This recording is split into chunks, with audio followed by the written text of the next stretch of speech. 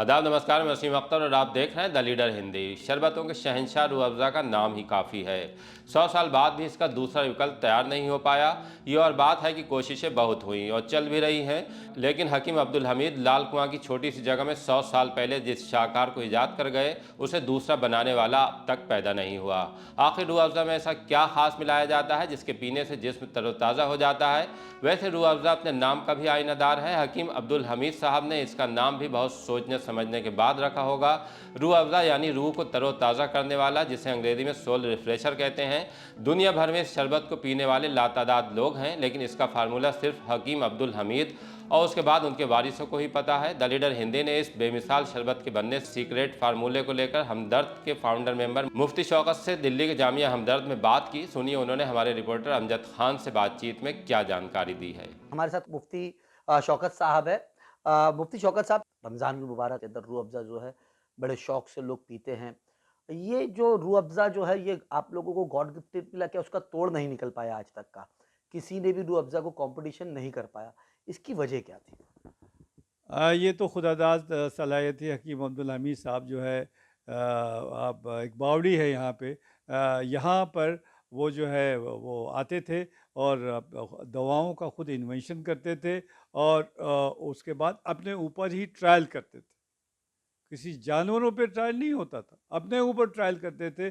जब वो सेटिस्फाइड हो जाते थे तभी वो उसी दौर में हकीम साहब ने रूह अफ़ज़ा 100 ईयर्स से अब हो चुके हैं, तो रूह अफ़ज़ा बनाया। और रूह अफ़ज़ा एक फलों का एक जो है शरबत है वो। तो जो कि आप जब रूह अफ़ज़ा की बोतल ख़रीदेंगे तो उसकी तस्वीरों में आपको डिफरेंट टाइप के फल नज़र आएंगे।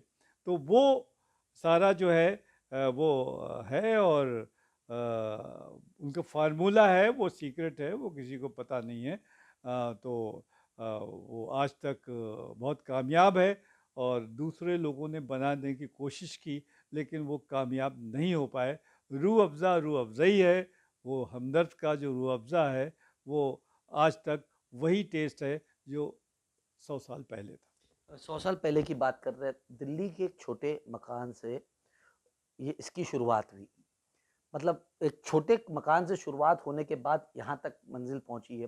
किस तरीके से देखते हैं कि वो छोटे कमरे से जब रूह अफ़ज़ा की शुरुआत हुई तो किस तरीके से? लाल कुआँ, जो पुरानी दिल्ली में लाल कुआँ है एक जगह, वहाँ से उसकी शुरुआत हकीम साहब ने की थी। और आज भी वो वो जगह महफूज है। वहाँ पे फैक्ट्री हुआ करती थी, वहाँ पे शोरूम आज भी है वहाँ पर, जगह आज भी है। लेकिन चूँकि एक्सपेंशन काफ़ी फास्ट हुआ तो उसके बाद गाज़ियाबाद में करना पड़ा। अब उसके बाद मानेसर में हो रहा है हमारा सारे मैन्युफैक्चरिंग। और भी कई जगह हैं जहाँ के हो रही हैं, क्योंकि जब गर्मी आती है तो रूह अफ़ज़ा की डिमांड आप इमेजिन नहीं कर सकते कितनी बढ़ जाती है। और सप्लाई करना कभी कभी दिक्कत तलब बात हो जाती है।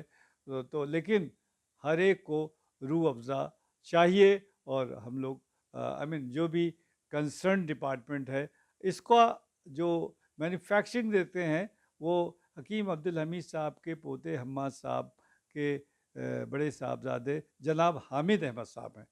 ही कंट्रोल्स ऑल दिस थिंग्स। जो मैंने रूह अफ़ज़ा है या जो भी फूड से रिलेटेड आइटम्स हैं, वो जनाब हामिद अहमद साहब जो सीईओ हैं वो कंट्रोल करते हैं। कल बीच में ये भी हुआ था कि रूह अफ़ज़ा की काफ़ी ज़्यादा हिंदुस्तान में शॉर्टेज हो गई थी। ये कहा गया कि सप्लाई नहीं हो पा रहा था। ये इसको भी लेके कहीं न कहीं लगातार विवाद और लोगों के मन में एक शंका रहती है कि असली रूह अफ़ज़ा कहाँ का है?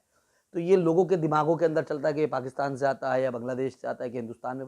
तो रूह अफ़ज़ा का असली मकसद और असली बेसिक क्या है? रूह अफ़ज़ा कभी पाकिस्तान से नहीं आया। रूह अफ़ज़ा हमेशा हिंदुस्तान में बना, हिंदुस्तान की फैक्ट्रीज़ में बना, यहीं से डिस्ट्रीब्यूट हुआ और यहीं से जो है लोगों तक पहुंचा। ये हो सकता है कि शॉर्टेज हो गई हो, डिमांड बढ़ जाती है। हालांकि रमज़ान में बहुत डिमांड इसकी बढ़ जाती है। लेकिन हम लोग कोशिश करते हैं, जो भी वहाँ का सेक्शन है, जो भी वहाँ के कंसर्न लोग हैं, वो कोशिश करते हैं कि शॉर्टेज ना हो पाए।